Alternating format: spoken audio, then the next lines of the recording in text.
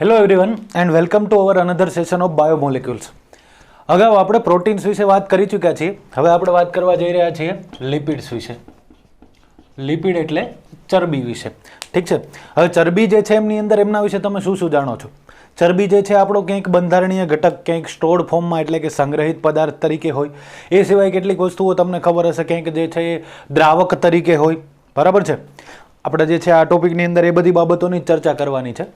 પરંતુ સૌથી પ્રથમ તો એમનો સ્વભાવ તમે બધા જાણો છો કે ચરબીનો સ્વભાવ જે છે એ જનરલી કેવો હોય? જલ વિતરાગી, એટલે કે પાણીના અણુથી દૂર ભાગે. ચરબી જે છે એ જલ વિતરાગી હોય, પાણી સાથે જે છે ભળી ન શકે. એનો મતલબ એવો નથી કે બધા જ ચરબીના અણુઓ જે છે જલ વિતરાગી હોય, અથવા તો ચરબીનો એક અણુ જે છે સંપૂર્ણપણે જલ વિતરાગી હોય. આવું જરૂરી નથી. ઠીક છે. કારણ કે તમે લોકો જે છે એવું કહેતા હતા કે ચરબીના બંધારણની અંદર એક ધ્રુવીય શીર્ષ અને બીજી અધ્રુવીય પૂંછ હોય. ધ્રુવીય ભાગ સામે પાણી જે છે એમની અંદર શું થઈ શકે? દ્રાવ્ય થઈ શકે. જ્યારે અધ્રુવીય ભાગ જે છે પાણીની અંદર દ્રાવ્ય થઈ શકશે નહીં. ઓકે, સો આટલી વસ્તુ તમને ખ્યાલ આવે કે એક તો જલ વિતરાગી છે. ઓબ્વિયસ, જલ વિતરાગી છે એનો મતલબ થશે પાણીમાં અદ્રાવ્ય હશે. તો ચરબીના અણુઓ જે છે જનરલી પાણીની અંદર દ્રાવ્ય હોય નહીં. તો કોની અંદર દ્રાવ્ય હોય? એ દ્રાવ્ય હોય અધ્રુવીય દ્રાવકો. જેવા કે એક્ઝામ્પલ તમને લોકોને, તમે કેમિસ્ટ્રી ભણો છો એટલે યાદ હશે.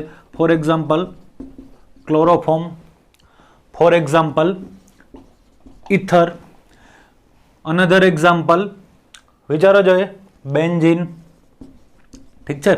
તો આવા અધ્રુવીય દ્રાવકોની અંદર જે છે એ લિપિડના અણુઓ દ્રાવ્ય થઈ શકે. કારણ કે ધ્રુવીય પાણી જે છે સામાન્ય રીતે તો એમની અંદર જે છે દ્રાવ્ય થઈ શકે નહીં. તો જલવિતરાગી અણુ છે, ઓબ્વિયસ પાણીમાં દ્રાવ્ય નહીં થાય. અધ્રુવીય દ્રાવકોની અંદર દ્રાવ્ય થશે. આમના બંધારણની અંદર જે છે એ કાર્બન, હાઇડ્રોજન અને ઓક્સિજન આ મુખ્ય અણુઓ હોય. કાર્બન, હાઇડ્રોજન અને ઓક્સિજન જે છે એ મુખ્ય અણુઓ હોય. આમની અંદર ઓક્સિજન કરતાં ઓક્સિજનની સંખ્યાની સાપેક્ષે કાર્બન અને હાઇડ્રોજન જે છે એમની બંનેની સંખ્યાઓ જે છે એ ખૂબ જ વધારે માત્રામાં રહેલી હોય. ઓક્સિજનની સંખ્યા જે છે કાર્બન કરતાં પણ ઓછી હોય, ઓક્સિજનની સંખ્યા જે છે એ હાઇડ્રોજન કરતાં પણ ઓછી હોય. સો આ ઓવરવ્યૂ થયો કે શું હોય લિપિડ જે છે એમનું બંધારણ, અથવા તો લિપિડની જે છે એ બેઝિક માહિતી થઈ. હવે લિપિડ જે છે એ શેના બનેલા હોય એમની વાત કરીએ. તો સામાન્ય રીતે આપણે સૌ જાણીએ છીએ કે લિપિડના બંધારણની અંદર શું હોય. લિપિડ જે છે એમની અંદર બે ઘટકો રહેલા હોય. એક તો આલ્કોહોલિક ભાગ, આલ્કોહોલિક ભાગ એટલે કે આલ્કોહોલ, અને બીજું એસિડિક ભાગ. સામાન્ય રીતે કાર્બોક્સિલિક એસિડ રહેલો હોય. તો એક આલ્કોહોલિક ભાગ હોય, એક કાર્બોક્સિલિક એસિડ રહેલો હોય. આપણને બધાને ખ્યાલ છે કે આમનો મતલબ થાય OH પ્લસ COOH. આ બંને જે છે જોડાશે તો શું થશે? આ બંને જોડાશે તો અહીંથી OH દૂર થશે. બરાબર? નહીં, આમની અંદરથી માત્ર H દૂર થશે. જ્યારે આમની અંદરથી થશે OH દૂર. H2O નો અણુ દૂર કરી અને બનાવશે COO એટલે કે COO. મતલબ કે શેનું ફોર્મેશન કરશે? એસ્ટરનું ફોર્મેશન કરશે. હવે આલ્કોહોલ જે છે એ કેવા હોઈ શકે? આલ્કોહોલ જે છે એ મોનોહાઇડ્રોક્સી હોઈ શકે, એટલે કે એક જ OH સમૂહ ધરાવતા હોય એવા કાર્બનિક મતલબ આલ્કોહોલ જે છે હોઈ શકે, અથવા તો ટ્રાયહાઇડ્રોક્સી હોઈ શકે. મોસ્ટલી જે છે આ બે ફોર્મ હોય, મોનોહાઇડ્રોક્સી અને ટ્રાયહાઇડ્રોક્સી. ડિફરન્સ શું છે? એકની અંદર જે છે શું રહેલું છે? એક જ OH સમૂહ રહેલો છે. બીજાની અંદર જે છે 3 OH સમૂહો રહેલા છે. એના આધારિત આપણે સરળ લિપિડ જે છે એમની ચર્ચા કરવા જઈશું. ટ્રાયહાઇડ્રોક્સી જે છે એમનું સરસ એક્ઝામ્પલ છે ગ્લિસરોલ. ગ્લિસરોલ જે છે એમને ટ્રાયહાઇડ્રોક્સી કહીએ છીએ. ઓબ્વિયસ એમની અંદર જે છે 3 કાર્બન હોય. એ જે છે એમના આધારે ઓક્સિજનને, હાઇડ્રોજનને જે છે એમની ગોઠવણી જે છે તમારે લોકોએ સમજવાની છે. ઓકે, ધ્યાન આપજો. 3 કાર્બનના મોલેક્યુલ આમની અંદર રહેલા હોય. 1, 2 અને આ 3 કાર્બન. ઠીક છે, એકબીજા સાથે જોડાયેલા. બીજી વસ્તુ, 3 જે છે OH જૂથ રહેલા હોય આમની અંદર. OH OH OH. ઠીક છે, બાકીના જેટલા પણ ઘટે છે ત્યાં જોડી દો હાઇડ્રોજન, એક હાઇડ્રોજન, બીજો હાઇડ્રોજન, ત્રીજો હાઇડ્રોજન. ક્યાં હજુ સંયોજકતા ઘટે છે? એક અહીંયા નીચેની તરફ સંયોજકતા ઘટે છે અને એક ઉપરની તરફ સંયોજકતા ઘટે છે. આ થયો ગ્લિસરોલ. કેટલા હાઇડ્રોક્સી સમૂહ છે? 3 હાઇડ્રોક્સી સમૂહ છે, એટલા માટે આમને કહેવાય ટ્રાય હાઇડ્રોક્સી. ઓકે, ઇવન આમને જે તમે નામ આપો છો ગ્લિસરોલ, રાસાયણિક નામ જે છે એ પણ તમને યાદ રહેવું જોઈએ. તમે સૌ કેમિસ્ટ્રી ભણતા હોય એટલે તમને ખ્યાલ હોવું જોઈએ. આનું રાસાયણિક નામ થશે પ્રોપેન. શું થાય પછી? 1, 2 અને 3 ઓલ. ઠીક છે, IUPAC કે જે કંઈ કહેતા હોય. હવે એમની અંદર વધારે આપણે ડિટેલમાં નથી જતા, પણ આમને ઓવરઓલ કહેવાય પ્રોપેન 1, 2, 3 ઓલ. સમજ પડે? તો આ પહેલી વાત થઈ કે આલ્કોહોલિક સમૂહ જે છે એક રહેલો હોય. શેની અંદર? લિપિડની અંદર. તો લિપિડની અંદર એક આલ્કોહોલિક સમૂહ હોય એ મોનોહાઇડ્રોક્સી હોઈ શકે અથવા તો ટ્રાયહાઇડ્રોક્સી હોઈ શકે. ડિફરન્સ શું છે? મોનોહાઇડ્રોક્સીની અંદર એક OH જૂથ હોય, ટ્રાયહાઇડ્રોક્સીની અંદર 3 OH જૂથ હોય. તો ગ્લિસરોલ જે છે એ ટ્રાયોઝ છે. ટ્રાયોઝ એટલે કે એમની અંદર 3 કાર્બન રહેલા હોય. એ 3 કાર્બન જે છે રહેલા હોય ત્યાર પછી એમની અંદર તમારે 3 કાર્બન જે છે એમની સાથે 3 OH જોડી દેવાના છે અને બાકીના ઘટતા હોય એ બધા જ હાઇડ્રોજન. એમને આપણે કહીએ છીએ ગ્લિસરોલ અથવા તો પ્રોપેન 1, 2, 3 ઓલ. સો આ મુજબનું બંધારણ જે છે શેનું રહેલું હોય? ગ્લિસરોલનું. તો પહેલી વસ્તુ તો આટલી ક્લિયર થાય કે શું હોય? ગ્લિસરોલ રહેલો હોય. બીજી વસ્તુ, એક એસિડિક જૂથ રહેલું હોય. આપણે શું કહીએ છીએ કે ભાઈ આલ્કોહોલ જે છે એ ગ્લિસરોલના અને શેના બનેલા હોય? ફેટી એસિડના બનેલા હોય. અને અહીંયા ફેટી એસિડ એટલે કે કાર્બોક્સિલિક એસિડ. બધા જ પ્રકારના કાર્બોક્સિલિક એસિડ જે છે એ આમની અંદર સમાવેશિત થાય. ક્યાંથી? ઇથેનોઇક એસિડથી સ્ટાર્ટ કરી દો. ઠીક છે, આગળ જતા જતા બધા જ કાર્બોક્સિલિક એસિડ જે છે એમની અંદર સમાવેશિત થશે. 2 કાર્બન, 3 કાર્બન, 4 કાર્બન, 5 કાર્બન કોઈ પણ સ્વરૂપે હોઈ શકે. સો એમની અંદર આપણે મુખ્યત્વે શું ધ્યાનમાં લેવાનું છે? આપણને કાર્બન સંખ્યાથી એટલો ડિફરન્સ, એટલો ફરક જે છે પડતો નથી. ઇવન પડશે થોડો ઘણો આપણે જ્યારે ફેટી એસિડ જે છે એમના બંધારણ વિશે અથવા તો એમના વર્ગીકરણ વિશે આગળ વાત કરવા જઈ રહ્યા છીએ ત્યારે. આમની અંદર જે છે એ અલગ અલગ અણુઓ જે છે કાર્બોક્સિલિક એસિડના આપણે કઈ રીતે દર્શાવશું? આમની અંદર આપણા પાસે મુખ્યત્વે મહત્વનું છે એ છે COOH જૂથ અને આમની સાથે R. સમજો છો? COOH જૂથ અને R. ફોર એક્ઝામ્પલ હું અત્યારે અહીંયા ઉદાહરણ તરીકે લઈ લઉં છું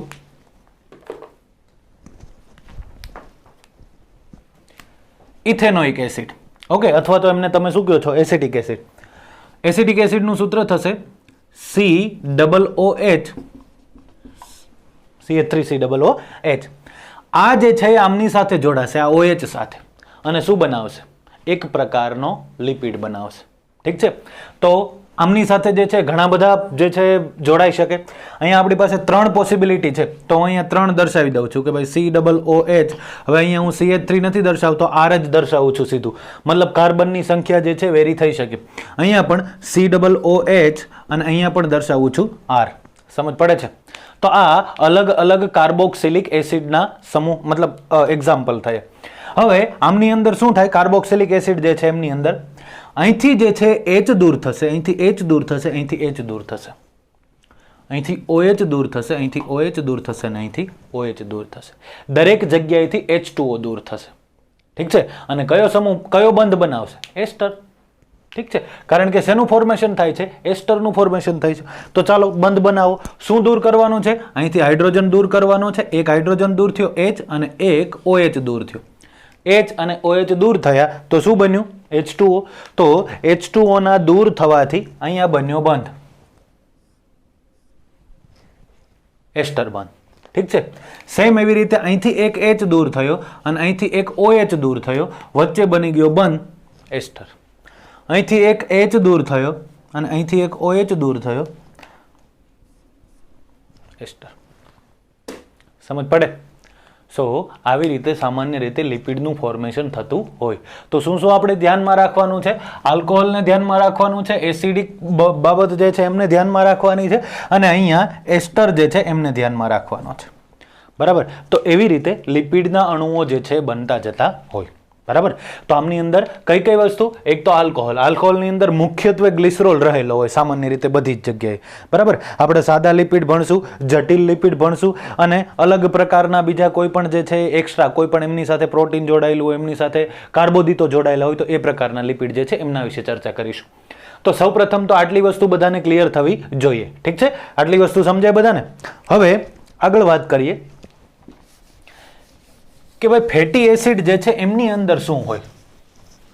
ફેટી એસિડ જે છે એમના બંધારણની અંદર શું હોય, અથવા તો ફેટી એસિડ જે છે એમના કઈ પ્રકારો કે કઈ હોય કે શું? હા, હોય. વાત કરીએ છીએ આપણે ફેટી એસિડની. તો શું હોય ફેટી એસિડની અંદર? ફેટી એસિડ જે છે બે પ્રકારના હોય. એક જે છે એ સંતૃપ્ત ફેટી એસિડ અને બીજા અસંતૃપ્ત ફેટી એસિડ. ચલો વિચારો જોઈએ શું ડિફરન્સ હશે આ બંને વચ્ચે, સંતૃપ્ત ફેટી એસિડ અને અસંતૃપ્ત ફેટી એસિડ વચ્ચે, બંને વચ્ચેનો ડિફરન્સ. ચલો ફટાફટ.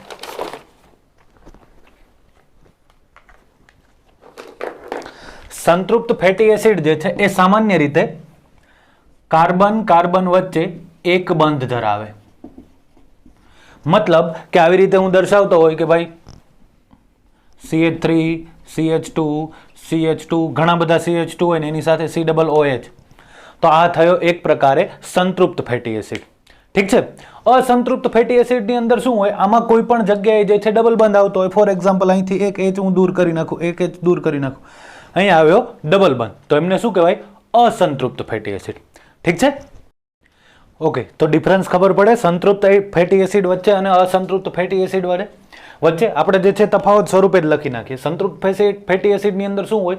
કાર્બન કાર્બન વચ્ચે જે છે સિંગલ બંધ રહેલા હોય. મતલબ એમની અંદર જે છે તમે એવું કહેતા હોય ને આલ્કેન આલ્કિન ને આલ્કાઇન. બરાબર, કેમિસ્ટ્રી તમે ભણો છો, વધારે આઈડિયા હોય તમને. જ્યારે અસંતૃપ્ત ફેટી એસિડની અંદર શું હોય તો કાર્બન કાર્બન વચ્ચે જે છે સંપૂર્ણ સંતૃપ્તતા ન હોય. સામાન્ય રીતે જે છે શું રહેલા હોય? ક્યાંય ને ક્યાંય, બધી જ જગ્યાએ હોવા જરૂરી નથી, પણ ક્યાંય ને ક્યાંય જે છે એ દ્વિબંધ રહેલા હોય કાર્બન કાર્બન વચ્ચેનો, તો એમને કહેવાય અસંતૃપ્ત ફેટી એસિડ. ઠીક છે. બીજી વસ્તુ, આમની અંદર કાર્બન કાર્બન વચ્ચે એક બંધ હોય એટલા માટે આમને જે છે એ હાઇડ્રોજન કે હેલોજન જે છે એક સમૂહ જેને તમે કહો છો, બરાબર, એમની સાથેનું જોડાણ જે છે એ થતું નથી. હાઇડ્રોજન કે હેલોજન સાથે જોડાણ કરતા નથી. કોણ? સંતૃપ્ત ફેટી એસિડની વાત ચાલે છે. જ્યારે અસંતૃપ્ત ફેટી એસિડ જે છે એ હાઇડ્રોજન કે હેલોજન સમૂહ જે છે એમની સાથે જોડાણ કરી શકે. શા માટે? કારણ કે અહીંયા ડબલ બંધ રહેલા છે, દ્વિબંધ રહેલા છે. એ બંધ તૂટી અને એમની સાથે શું કરી શકે? જોડાણ કરી શકે. તો સંતૃપ્ત ફેટી એસિડ જે છે એ સંપૂર્ણ સંતૃપ્ત હોય, એમને કોઈ પણ અણુની જરૂર નથી. કારણ કે કાર્બન કાર્બન વચ્ચે જે છે શું રહેલા છે? સિંગલ બંધ રહેલા છે. બીજાની અંદર જે છે કાર્બન કાર્બન વચ્ચે શું રહેલા છે? ડબલ બંધ રહેલા છે. એટલા માટે તો આ વસ્તુ સમજવી જોઈએ. ત્યાર પછી ત્રીજી વસ્તુ, આ જે છે સંતૃપ્ત ફેટી એસિડ સામાન્ય તાપમાને એટલે કે ઓરડાના તાપમાને ઘન અવસ્થામાં હોય. ખાસ ઇમ્પોર્ટન્ટ વસ્તુ, કયા એસિડ જે છે ઘન અવસ્થામાં હોય અને કયા એસિડ જે છે એ પ્રવાહી અવસ્થામાં હોય એ વાત. અસંતૃપ્ત ફેટી એસિડ જે છે ઓરડાના તાપમાને કેવી અવસ્થામાં હશે? પ્રવાહી અવસ્થામાં હોય. તો સંતૃપ્ત ફેટી એસિડ જે છે સામાન્ય તાપમાન એટલે કે ઓરડાના તાપમાને નોર્મલી ઘન અવસ્થામાં તમને મળી આવશે, જ્યારે અસંતૃપ્ત ફેટી એસિડ જે છે એ પ્રવાહી અવસ્થામાં મળી આવશે. ડિફરન્સ સીધી વસ્તુ છે. આમનો મતલબ સીધો જ થશે કે આમના ગલન બિંદુ જે છે એ કેવા હશે? ઊંચા હશે. ઠીક છે. જ્યારે આમના ગલન બિંદુ જે છે એ કેવા હશે? નીચા હશે. કારણ કે આ નોર્મલ તાપમાને જ કઈ અવસ્થામાં આવી ગયા છે? પ્રવાહી. ઠીક છે. તો એના ગલન બિંદુ ઓબ્વિયસ કેવા થયા? નીચા. જ્યારે આ જે છે નોર્મલ તાપમાને જે છે કેવા સ્વરૂપે ગોઠવાયેલા છે? સામાન્ય રીતે ઘન અવસ્થામાં આવેલા છે. એટલા માટે એમને જે છે આપણે શું કહીએ છીએ? સંતૃપ્ત ફેટી એસિડ. આમના એક્ઝામ્પલ જે છે ખાસ ઇમ્પોર્ટન્ટ છે. પામિટિક એસિડ અને સ્ટીયરિક એસિડ. પામેટિક એસિડ અને સ્ટીયરિક એસિડ. આ બંને એસિડ જે છે એમાંથી એક જે છે આ પામેટિક એસિડ જે છે 16 કાર્બન વાળો છે. બરાબર, યાદ કરો તમે લોકો એકાદ ચેપ્ટરની અંદર ટ્રાયપામિટીન ચરબીનું એક્ઝામ્પલ આપ્યું હતું. બરાબર છે, ટ્રાયપામિટીનની અંદર શું હતું, એમનો શ્વસનાંક જે છે શોધવાનો હતો. તો સમજી શકો કે કંઈક ને કંઈક આને રિલેટેડ હશે.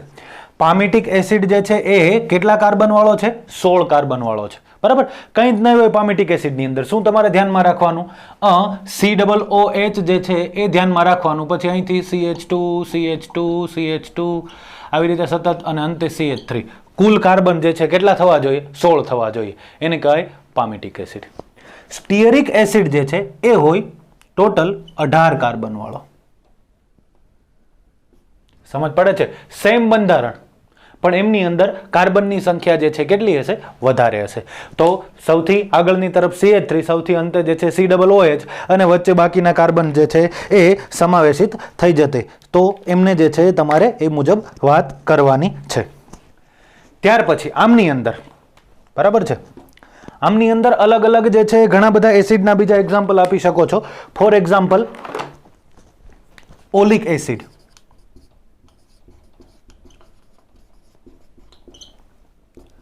ત્યાર પછી લિનોઇક એસિડ. બરાબર છે, ઓલિક એસિડ, લિનોઇક એસિડ. આ પેનથી આઈ થિંક બરાબર દેખાતું નહીં હોય.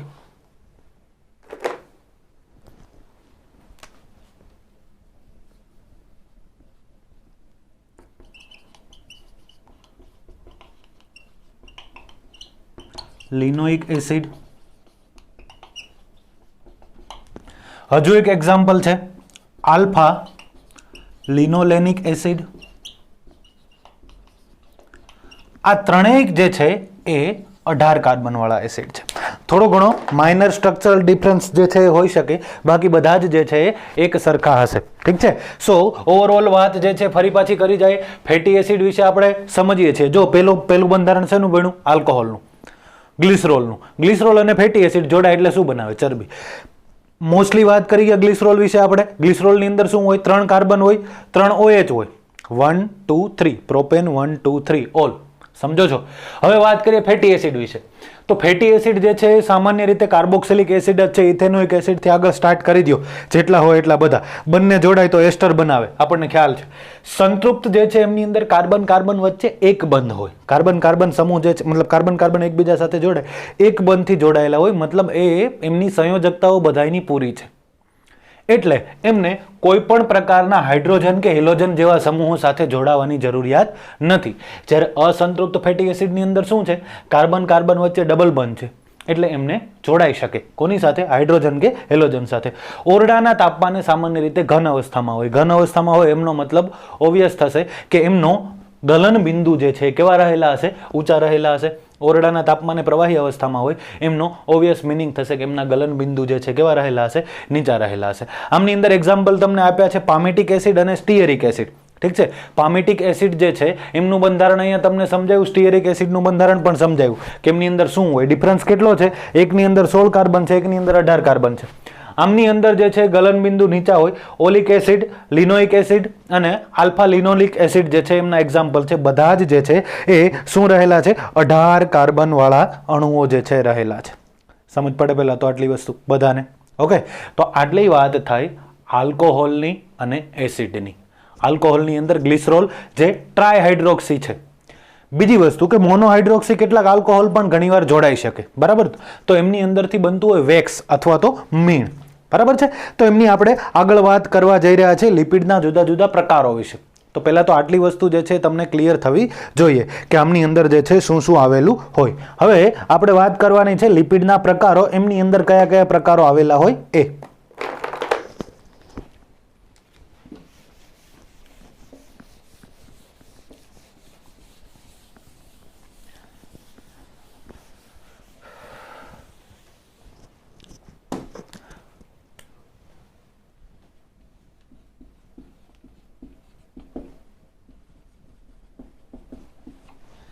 લિપિડના પ્રકારોની અંદર સૌપ્રથમ આપણે વાત કરવાની છે સાદા લિપિડની.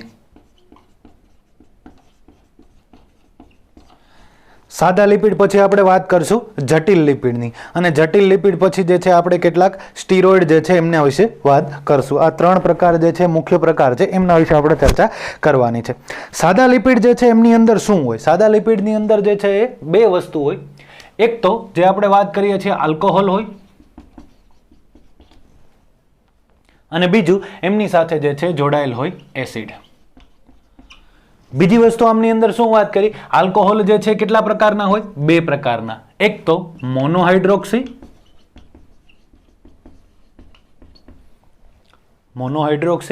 અને બીજા શું કીધું તું? ટ્રાયહાઇડ્રોક્સી.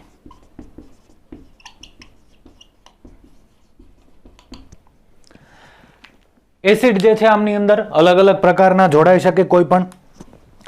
એ એસિડ જે છે એ કયા જોડાશે એના આધારે તમે એમના જે છે નામ આપી શકો. આમની અંદર સૌપ્રથમ તો આલ્કોહોલ અને એસિડ જે છે જોડાય એમનું સૌથી સરળ એક્ઝામ્પલ જે છે એ છે આપણો ટ્રાયગ્લિસરાઇડ.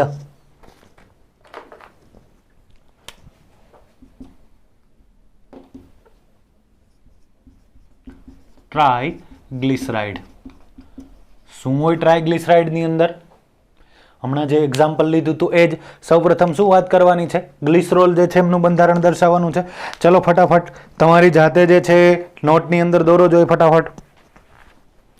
શું થશે? ટ્રાયગ્લિસરાઇડના બંધારણની અંદર 3 કાર્બન હશે. આ રહ્યા 3 કાર્બન. આમની સાથે 3 OH જે છે જોડાયેલા હશે. ઠીક છે, આમની સાથે 3 OH જોડાયેલા છે. આમની સાથે 3 જે છે એ બીજા હાઇડ્રોજન જોડાયેલા હશે. નોર્મલી ખરેખર તો 5, કારણ કે સંયોજકતા બધાની સંતોષાવી જોઈએ. તો આ હાઇડ્રોજનની વાત થઈ ગઈ. ઓકે, તો આ વાત થઈ ટ્રાયગ્લિસરાઇડ જે છે એમના બંધારણમાંના માત્ર ગ્લિસરોલની. આમની સાથે બીજું શું જોડાય? શું જોડાશે? અલગ અલગ કાર્બોક્સિલિક એસિડ એટલે કે ફેટી એસિડ જોડાશે. ઓકે, તો ફેટી એસિડના બંધારણની અંદર શું હશે? ફેટી એસિડના બંધારણની અંદર અહીંયા જે છે શું હશે? કાર્બન સાથે ડબલ બોન્ડમાં O અને OH. ઠીક છે, સોરી OH, અને અહીંયા હું R દર્શાવી દઉં છું. અહીંયા બીજો હશે, એમાં પણ શું હશે? કાર્બન સાથે ડબલ બોન્ડમાં O અને શું હશે? OH. અહીંયા બીજો R. ત્રીજી વસ્તુ કાર્બન સાથે ડબલ બોન્ડમાં O અને OH, ત્રીજો R. આ શું વાત કરી હતી? મુખ્યત્વે એસિડ સમૂહ જે છે એમની અંદરથી OH દૂર કરી દેવાના અહીંથી.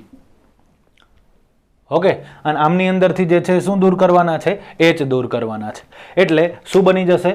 શું બની જશે? આપણો ટ્રાયગ્લિસરાઇડ. તો આ દૂર કર્યા H અને અહીંથી દૂર કર્યા OH.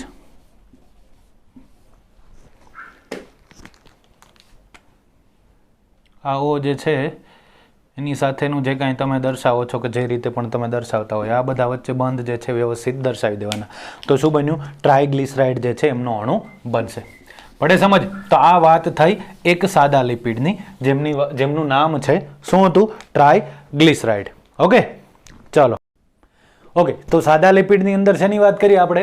એક તો જે છે ટ્રાયગ્લિસરાઇડની.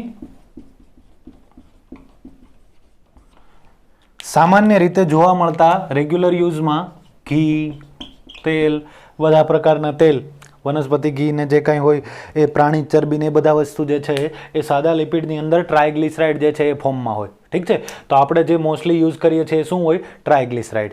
બીજી વસ્તુ સાદા લિપિડની અંદર બીજો ઘટક છે એ છે મીણ, જેમને અંગ્રેજીમાં કહીએ છીએ આપણે વેક્સ. વેક્સ જે છે ઇમ્પોર્ટન્ટ છે. આપણી પ્રસ્વેદ ગ્રંથિ સાથે સાથે એક સ્નિગ્ધ ગ્રંથિ છે, એ આવા મીણ જેવા પદાર્થનો સ્ત્રાવ કરે, એ ખૂબ જ ઇમ્પોર્ટન્ટ છે. ઓકે, તો મીણ જે છે એમનું બંધારણ શું હોય? સેમ આવું હોય. તો મેં તમને શું કીધું હતું? સાદા લિપિડની અંદર કાં તો મોનોહાઇડ્રોક્સી આલ્કોહોલ રહેલો હોય, કાં તો ટ્રાયહાઇડ્રોક્સી આલ્કોહોલ રહેલો હોય. ટ્રાયહાઇડ્રોક્સી આલ્કોહોલ હોય તો ટ્રાયગ્લિસરાઇડ બને છે. મોનોહાઇડ્રોક્સી આલ્કોહોલ અને એમની સાથે બીજો એક કોઈ પણ અણુ એટલે કે કોનો અણુ હશે? ફેટી એસિડનો. મતલબ એક બાજુ જે છે એક OH જૂથ અને બીજી બાજુ જે છે R સાથે COOH જૂથ, આ બંને જોડાય પાણીનો અણુ દૂર કરશે. ઓકે, અને બંને વચ્ચે જે કાંઈ બંધ બની જાય છે અને એના આધારે શેનું નિર્માણ થાય? મીણનું નિર્માણ થશે. સમજ પડે? તો આટલી વાત જે છે આપણે કરવાની છે સાદા લિપિડની અંદર. હવે વાત કરીએ આપણે જટિલ લિપિડની. જટિલ લિપિડ જે છે થોડો ઇમ્પોર્ટન્ટ ટોપિક છે. આમની અંદર શું હોય? તો આમની અંદર તો પહેલા તો એક તો લિપિડનો ઘટક રહેલો હશે જટિલ લિપિડની અંદર. બીજી વસ્તુ, જટિલ શા માટે કીધું? કોમ્પ્લિકેટેડ સ્ટ્રક્ચર હશે. એમનો મતલબ કે એમની સાથે બીજું કંઈક જોડાયેલો હશે, બિન લિપિડ ઘટક. બિન લિપિડ એટલે કે લિપિડ સિવાયનો ઘટક જે છે એ પણ રહેલો હશે. હવે લિપિડની અંદર શું હોય? તો ભાઈ લિપિડની અંદર હોય સામાન્ય રીતે ગ્લિસરોલ અને ફેટી એસિડ. તો પહેલા તો જે છે ગ્લિસરોલ દર્શાવી દો. ચલો હવે યાદ રહી ગયું હોવું જોઈએ બધાને, ગ્લિસરોલના બંધારણની અંદર શું હોય? 3 કાર્બન હોય. બરાબર, તમારે એનસીઆરટી ની અંદર જે સ્ટ્રક્ચર આપ્યું છે થોડું તમને અઘરું લાગતું હશે, મે બી ઘણાને ભૂલાઈ પણ ગયું હશે, પણ આ સૌથી ઇઝીલી કઈ રીતે યાદ રાખવાનું એ સમજાવી દો. ઓકે, તો સૌપ્રથમ તો આપણે શું દર્શાવવાનું છે? શું દર્શાવવાનું છે? ગ્લિસરોલનો અણુ દર્શાવવાનો છે. ગ્લિસરોલના અણુની અંદર આની સાથે બીજું શું હોય? OH જૂથ હોય. તો આ રહ્યા OH જૂથ. ઘટતા જે છે હાઇડ્રોજન જોડી દો. આ રહ્યા હાઇડ્રોજન, સોરી અલગ પેનથી જ દર્શાવું છું. અહીંયા આ જોડાયા હાઇડ્રોજન અને અહીંયા ઉપરની તરફ પણ શું હશે? હાઇડ્રોજનનો અણુ રહેલો હશે. અથવા તો અહીંયા તમે H2 લખી નાખો, કોઈ પણ રીતે જે છે તમે દર્શાવી શકો. તો આ થયો ગ્લિસરોલ. Propane 1 2 3 all. હવે આમની અંદર શું કરવાનું છે?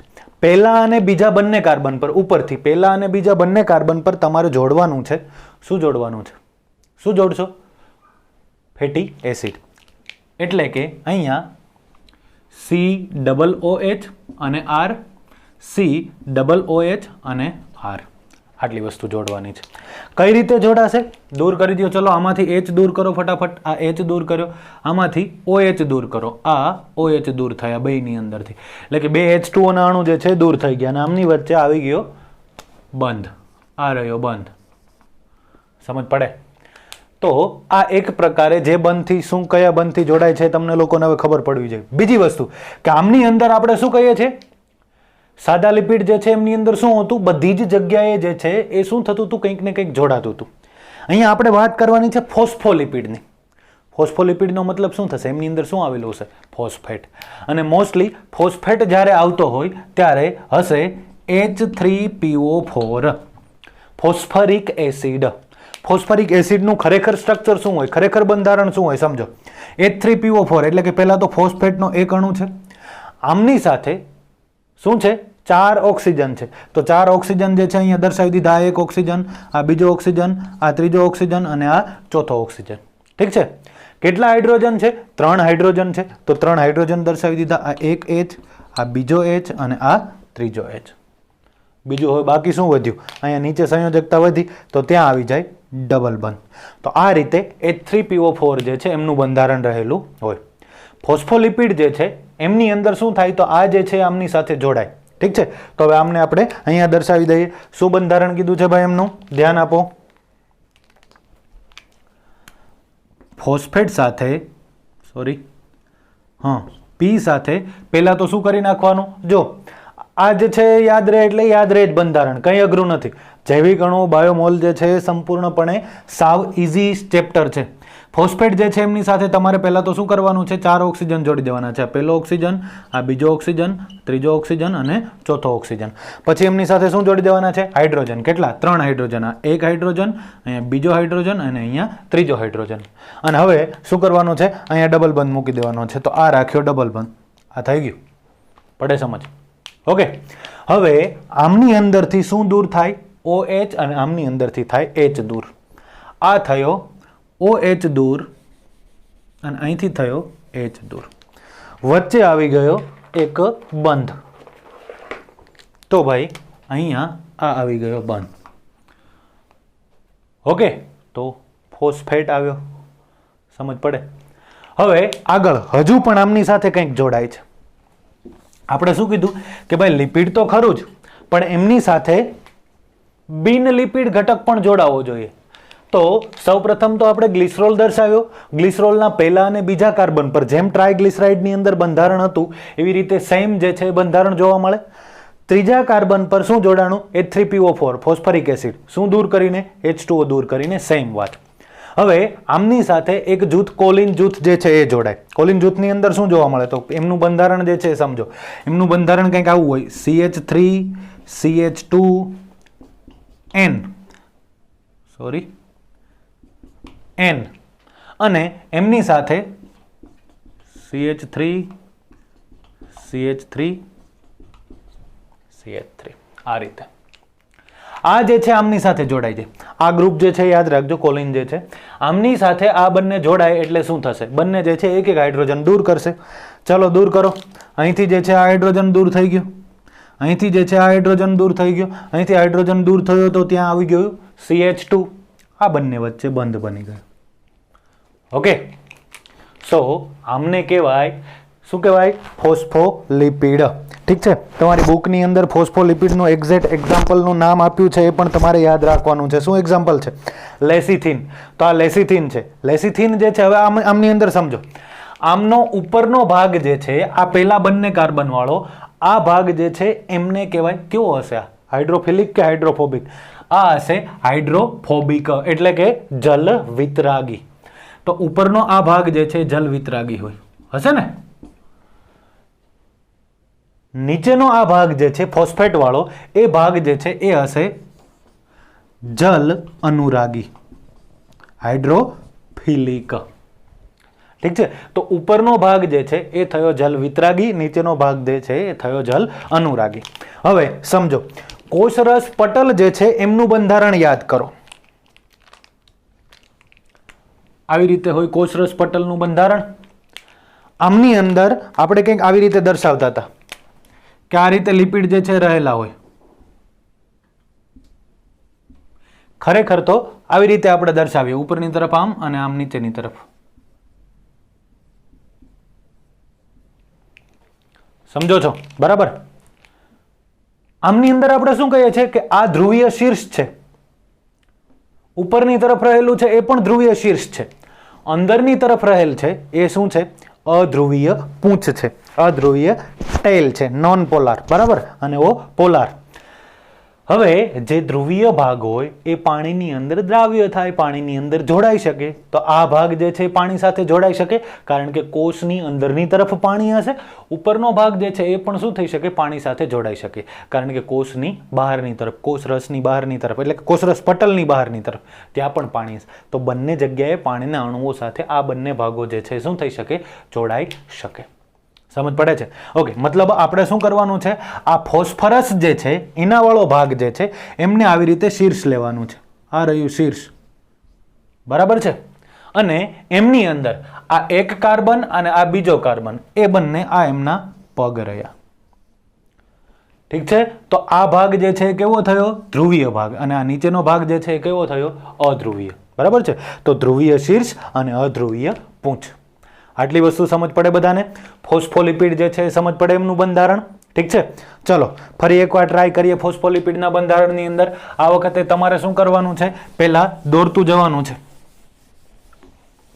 સૌપ્રથમ શું કરશો સૌપ્રથમ તમે કરશો બંધારણ જે છે એમની અંદર શું દોરશો ગ્લિસરોલ ચાલો ગ્લિસરોલની અંદર કેટલા કાર્બન હોય વિચારવા જોઈએ કેટલા કાર્બન હોય 3 કાર્બન હોય તો આ દર્શાવ્યા પહેલા તો 3 કાર્બન 3 કાર્બન સાથે બીજું શું જોડાયેલું હોય 3 OH સમૂહ જોડાયેલા હોય આ દર્શાવ્યા OH સમૂહ ત્રીજી વસ્તુ શું હોય હાઇડ્રોજન હોય ખરેખર કેટલા હોય 5 હોય ત્રણેય કાર્બન સાથે ત્રણેય કાર્બનની સંયોજકતા સંતોષાય એ રીતે હાઇડ્રોજન જે છે એ દર્શાવી દેવાના બીજી વસ્તુ પહેલા અને બીજા કાર્બન સાથે શું જોડાય ફેટી એસિડ જોડાય પહેલા કાર્બન સાથે ફેટી એસિડ એટલે કે COOH અને R બીજા કાર્બન સાથે ફેટી એસિડ એટલે કે COOH અને R સમજ પડે એટલી ચલો ત્રીજા કાર્બન સાથે શું જોડાવાનું છે H3PO4 સોરી H3PO4 જે છે એમનું બંધારણ લખો અહીંયા ફોસ્ફેટ એમની સાથે શું કરવાના છે એક ઓક્સિજન બીજો ઓક્સિજન ત્રીજો ઓક્સિજન ચોથો ઓક્સિજન આમની સાથે 3 જે છે શું દર્શાવવાના છે હાઇડ્રોજન ચલો ફટાફટ એક હાઇડ્રોજન બીજો હાઇડ્રોજન ત્રીજો હાઇડ્રોજન અને શું કરવાનું છે જ્યાં ઓક્સિજનની સંયોજકતા ઘટે છે ત્યાં ડબલ બંધ આ થયો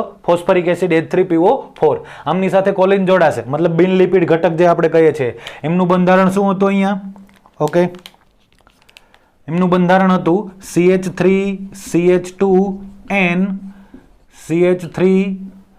CH3 અને CH3 ઓકે આ બંને વચ્ચે બંધ પહેલા તો બનાવો ચલો એ બંને વચ્ચે બંધ બનાવશો એટલે CH3 માંથી થઈ જશે CH2 ઓકે અહીંયા જે છે OH માંથી H દૂર થઈ જશે બંને વચ્ચે આવી જશે સિંગલ બંધ અહીંયા જે છે એ OH અને H દૂર થયો એટલે અહીંયા આવી ગયો સિંગલ બંધ.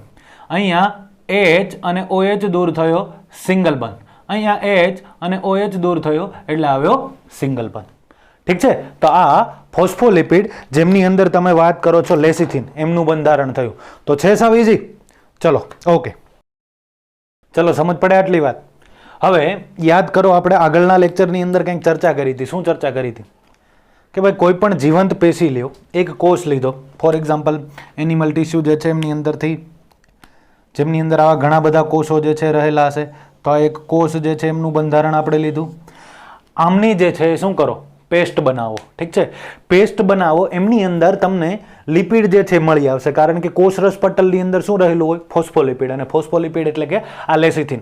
આ ખાસ ઇમ્પોર્ટન્ટ છે. આ જે છે આમનું આખું બંધારણ જે છે કોષરસ પટલની અંદર રહેલું હોય. આમની પેસ્ટ બનાવો. ઓકે, એમની અંદર શું હતું? લિપિડ જે છે એસિડ દ્રાવ્ય હતું. હતું ને? ન હતું. લિપિડ જે છે એસિડ દ્રાવ્ય ન હતું. છતાં પણ એ મેક્રોમોલેક્યુલ પણ ન હતું, એટલે કે બૃહદ જૈવ અણુ પણ ન હતું.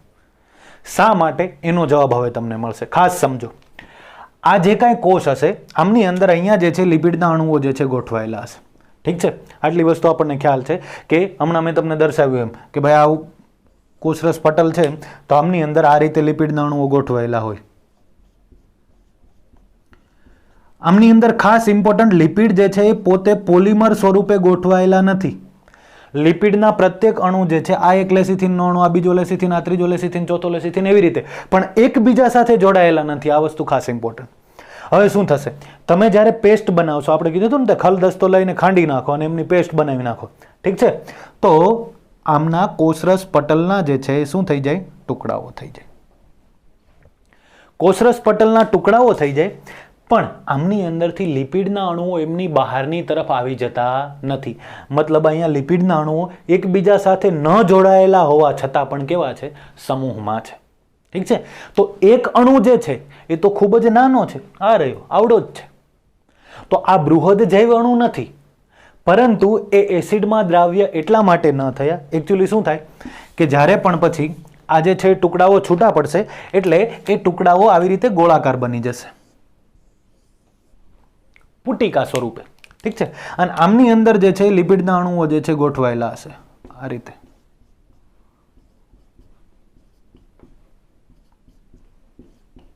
મેં સામસામા દર્શાવ્યા છે, ખરેખર બે સામસામા જે કાંઈ બંધારણ હોય, પણ આ રીતે લિપિડના અણુઓ ગોઠવાયેલા હશે. તો લિપિડના અણુઓ જે છે એક સાથે સમૂહમાં રહે છે, એકબીજા સાથે જોડાયા વગર. એક અણુ હોય તો ખૂબ જ નાના કદનો છે, એટલે કે એ માઇક્રોમોલેક્યુલ છે. પરંતુ એમની જ્યારે તમે પેસ્ટ બનાવી ત્યારે એ બધા એક સાથે જ છે, એટલે એસિડની અંદર દ્રાવ્ય નથી થતા. તમે ગળણી દ્વારા ગાળો તો એ ત્યાં નીચેની તરફ એસિડની અંદર નથી મળી આવતા. ક્યાં મળી આવે? ઉપરની તરફની જે પેસ્ટ હશે એમની અંદર મળી આવશે. સમજ પડે છે આટલી વાત? તો આ વાત થઈ જટિલ લિપિડની. જટિલ લિપિડની અંદર આપણે શેનું એક્ઝામ્પલ લીધું? લેસિથિનનું લીધું. લેસિથિન જે છે એક પ્રકારે શું છે? ફોસ્ફોલિપિડ છે. અને ફોસ્ફોલિપિડ શા માટે કહીએ? અહીંયા શું જોડાયેલું હોય? Phosphoric acid. H3PO4 કઈ રીતે જોડાણું? એમની સાથે એક્સ્ટ્રા નોન લિપિડ, બિન લિપિડ ઘટક જે છે શું હતું? શું હતું? કોલિન. એ કઈ રીતે જોડાણું? આમની સાથે મુખ્યત્વે મુખ્ય જે અણુઓ હતા, મતલબ કે કાર્બોક્સિલિક એસિડના જુદા જુદા જે અણુઓ હતા એ, અને સાથે આપણો મુખ્ય અણુ જેને આપણે કહીએ છીએ ગ્લિસરોલ, એ બધા જ વસ્તુઓ જે છે વ્યવસ્થિત રીતે ગોઠવાયેલી હતી. ઠીક છે, તો આમને કહેવાય જટિલ લિપિડ. જટિલ લિપિડનું એક્ઝામ્પલ છે લેસિથિન. આ ભૂલવાનું નથી. અને એમનું બંધારણ પણ તમને દર્શાવ્યું વ્યવસ્થિત રીતે. એ તમારે દર્શાવવાનું, સમજવાનું, યાદ રાખવાનું છે બંધારણ, કે કઈ રીતે ગોઠવણી જે છે થયેલી હોય. સમજ પડે આટલી વાત? ઓકે, લેસિથિન જે છે એમની અંદર કયો ભાગ જે છે હાઇડ્રોફિલિક છે, કયો ભાગ જે છે એ હાઇડ્રોફોબિક છે, એ વસ્તુ તમને સમજ પડવી જોઈએ. હવે ત્યાર પછી આપણે લાસ્ટ વાત થોડીક કરી જઈએ. એ છે શેની છે? સૌપ્રથમ આપણે કયું જોયું? સરળ લિપિડ. ત્યાર પછી આપણે જોયું જટિલ લિપિડ. અને હવે વાત કરવાની છે આપણે સ્ટીરોઇડની.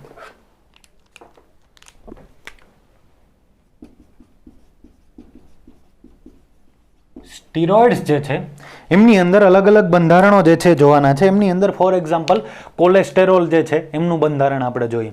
કોલેસ્ટેરોલનું બંધારણ જે છે તમારે યાદ રાખવાનું છે. કોલેસ્ટેરોલ જે છે એમની અંદર શું હોય તો એમની અંદર મોસ્ટલી જે છે એરોમેટિક ભાગો આવેલા હોય. ફોર એક્ઝામ્પલ બેન્ઝીન રિંગ્સ જે છે તમારે દર્શાવતી જવાની. પહેલાં તો શરૂઆતમાં નીચેની તરફ જે છે એ 2 બેન્ઝીન રિંગ દર્શાવવાની છે. આ પહેલી રિંગ અહીંયા જે છે આમની બાજુમાં એક્ઝેટ બીજી બેન્ઝીનની રિંગ. ઓકે, આમની ઉપરની તરફ જે છે ફર્ધર ફરી પાછી બેન્ઝીનની રિંગ આવશે. સોરી, અલગ જ દર્શાવું છું એટલે તમને એક્ઝેક્ટ આઈડિયા આવે. અહીંયા જે છે એ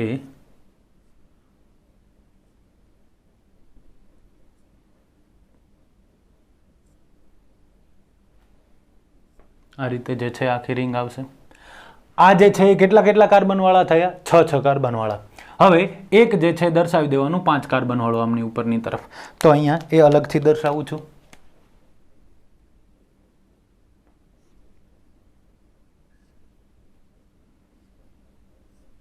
આ 5 કાર્બન વાળો અણુ જે છે એ એમની સાથે જે છે જોડાઈ ગયો. ત્યારબાદ આમની ઉપરની તરફ એક ભાગ, બીજો ભાગ, ત્રીજો ભાગ, સોરી અહીંયા ત્રીજો ભાગ, અહીંયા ચોથો ભાગ, આ રીતે આટલું. બરાબર, લાસ્ટ અહીંયા જોડી નથી દેવાનું. એમની સાથે અહીંથી તમારે 2 વિંગ અલગ અલગ દર્શાવી દેવાની છે. ઓકે, હવે અલગ અલગ જગ્યાએ તમારે અમુક અણુઓ જોડી દેવાના છે. આપણી બુકની અંદર એટલું થોડુંક ડિટેલમાં નથી આપ્યું. આપણે જે છે કરી નાખવાનું છે. 1 મિનિટ. અહીંયા જે છે આવશે CH3, અહીંયા પણ આવશે CH3. આનું બંનેનું જોડાણ છે ત્યાં પણ આવશે CH3, અહીંયા પણ આવશે CH3 અને અહીંયા આવશે OH. તો જ્યાં બંને બેન્ઝીન જેવી રિંગ હતી ત્યાં CH3, આ બંનેના ઉપરના જોડાણ હતા ત્યાં CH3 અને ત્યારબાદ આ બંને જે અલગ વિંગ હતી ત્યાં CH3. સૌથી ઇમ્પોર્ટન્ટ અહીંયા જે છે એક આવશે ડબલ બોન્ડ, જે આપણી NCERT ની અંદર આપેલ નથી. ઠીક છે, તો આ વાત થઈ કોલેસ્ટેરોલની. કોલેસ્ટેરોલ જે છે જટિલ લિપિડ છે. આમનું બંધારણ જે છે આપણે સમજવાનું હતું. જટિલ લિપિડ જે છે તમને ખબર પડવી જોઈએ. આ સિવાય તમે ગ્લાયકોપ્રોટીન જે છે ભણી શકો. લિપોપ્રોટીન જે છે એમના ગ્લાયકોપ્રોટીન નહીં, લિપોપ્રોટીન જે છે તમે ભણી શકો. લિપોક્રોમેટિન પણ ભણી શકો. એટલે કે લિપોપ્રોટીન એટલે એમની અંદર શું હોય, લિપિડ સિવાયનો જે બિન લિપિડ ઘટક હોય જટિલની અંદર ખાસ તો. બરાબર, આ તો સ્ટેરોઇડની વાત થઈ. જટિલ લિપિડની અંદર લિપિડ સાથે જે બિન લિપિડ ઘટક હોય એમની અંદર પ્રોટીન હોય તો એમને કહેવાય લિપોપ્રોટીન. એમની અંદર અલગ અલગ આપણા ક્રોમેટિન એટલે કે રંજક દ્રવ્યો હોય. બરાબર, તો એમને કહેવાય લિપોક્રોમેટિન. તો એ મુજબની વાતો છે બધી. એટલું આપણે એ ડિટેલમાં નથી આવતું, છતાંય તમને આઈડિયા હોવો જરૂરી છે. તો આ વાત થઈ સ્ટેરોઇડની. ઓકે, તો આ જટિલ લિપિડ જે છે, પહેલા સરળ લિપિડની અંદર ગ્લિસરોલનું એક્ઝામ્પલ લીધું, પછી જટિલ લિપિડની અંદર આપણે શું એક્ઝામ્પલ લીધું? સરળ લિપિડની અંદર સાથે સાથે મીણ પણ હતું. જટિલ લિપિડની અંદર એક્ઝામ્પલ લીધું આપણે શેનું હતું? યાદ કરો ચલો ફટાફટ. જટિલ લિપિડની અંદર શેનું એક્ઝામ્પલ હતું? ફોસ્ફોલિપિડનું. ફોસ્ફોલિપિડ જે છે એમની અંદર તમને જે બુકની અંદર બંધારણ આપ્યું છે એ લેસિથિનનું. ત્યારબાદ જે છે આપણે ત્રીજા પ્રકારના એટલે કે સ્ટીરોઇડની અંદર આ શેનું બંધારણ છે? કોલેસ્ટેરોલનું. કોલેસ્ટેરોલનું બંધારણ જે છે એ તમારે કઈ રીતે યાદ રાખવાનું છે? પહેલા 2 બેન્ઝીન રિંગ જે છે એ કરી નાખી, ત્યાર પછી ફરી એમની ઉપરની તરફ એક જોડાણું, પછી 5 જે છે એના વળી પાછું આ રીતે, અને આમની અંદર આ બંધારણો જે છે ખાસ યાદ રાખજો. OH, અહીંયા CH3, અહીંયા CH3 ને અહીંયા CH3. આ બંધારણ થયું સ્ટીરોઇડનું. તો સ્ટીરોઇડ જે છે એવા ઘટકો છે કે એમની અંદર જરૂરી નથી કે અગાઉ આપણે વાત કરી જે પ્રાથમિક લિપિડ અને દ્વિતીયક લિપિડ એમના જેવા જ બંધારણો હોય. આમની અંદર માઇનોર ડિફરન્સ પણ હોઈ શકે. ઓકે, તો આટલી વાત જે છે લિપિડના બંધારણોની અંદર અથવા તો લિપિડના પ્રકારોની અંદર આપણે કરવાની હતી. ઓકે, સો હવે આપણે વાત કરવાની છે કે લિપિડના ઉપયોગો શું છે. લિપિડ જે છે ખરેખર શરીરની અંદર અથવા તો વનસ્પતિઓની અંદર અથવા તો અલગ અલગ ભાગોની અંદર જે છે કઈ રીતે ઉપયોગી થાય એમની વાત. ઓકે, ચલો તો હવે વાત કરીએ લિપિડના જૈવિક મહત્વ વિશે. લિપિડનું મહત્વ શું છે આપણા શરીરની અંદર અથવા તો ઓવરઓલ જે છે બીજા સજીવોની અંદર? તો અહીંયા સૌપ્રથમ લખ્યું છે કાર્બોદિત અને પ્રોટીન્સ કરતાં વધારે પ્રમાણમાં શક્તિ મુક્ત કરે. ફરી પાછો રેફરન્સ આપી શ્વસનવાળા ચેપ્ટરનું. શ્વસનની અંદર આપણે વાત કરી હતી કે લિપિડ જે છે એમનું શ્વસન થાય તો એમની અંદરથી ઉર્જા જે છે કેવા પ્રમાણમાં મુક્ત થશે, વધારે પ્રમાણમાં મુક્ત થશે. તો એ સૌથી ઇમ્પોર્ટન્ટ મહત્વ. ત્યાર પછી ખોરાક સંગ્રહ જે છે એ સામાન્ય રીતે કયા સ્વરૂપે થતો હોય? લિપિડ સ્વરૂપે, જેમ કે તેલ કે ચરબી. તો ઘણા બધા એની અંદર તમે લોકો જે છે જાણતા હશો કે લિપિડ સ્વરૂપે જે છે ખોરાક સંગ્રહ થઈ શકે. આપણા શરીરની અંદર પણ ઇવન થતો હોય. ચેતાતંતુ જે છે એમની અંદર અવાહક પડ રચે, જેને આપણે મજ્જાપડ કહીએ છીએ. ખાસ કરીને ચેતાક્ષની જે રચના હોય, આ ચેતાક્ષની રચનાની અંદર ઉપરનું એક આવરણ હતું જેમને આપણે મજ્જાપડ કહેતા હતા. એ શું કરે? ચેતાક્ષની અંદરથી માહિતી એક ચેતાક્ષની અંદરથી બીજા ચેતાક્ષની અંદર તરફ જતા અટકાવે. તો એ માહિતીનું જે કંઈ બહારની તરફ જે છે પ્રસરણ જે છે અટકાવવાનું કામ કરે. તો એ અવાહક મજ્જાપડની વાત થઈ. ત્યાર પછી અધોત્વચીય મેદપડ. અધોત્વચીય મેદપડ એટલે શું? તો આપણી ત્વચાની હેઠળની તરફ જે છે એ ચરબીનું આવરણ આવેલું હોય, એમને કહેવાય અધોત્વચીય મેદપડ. અને તાપમાનની જાળવણી કરવાનું કામ કરે. અંદરનું તાપમાન જે છે શરીરનું તાપમાન કેટલું હોય? Overall body temperature 37 degree. એમને બહારની તરફ ન આવવા દે, બહારની તરફનું તાપમાન જે છે અંદરની તરફ વધારે પ્રમાણમાં ન એન્ટર થવા દે, એ વસ્તુ. ત્યાર પછી મીણ જે છે વનસ્પતિના હવાઈ અંગોની અંદર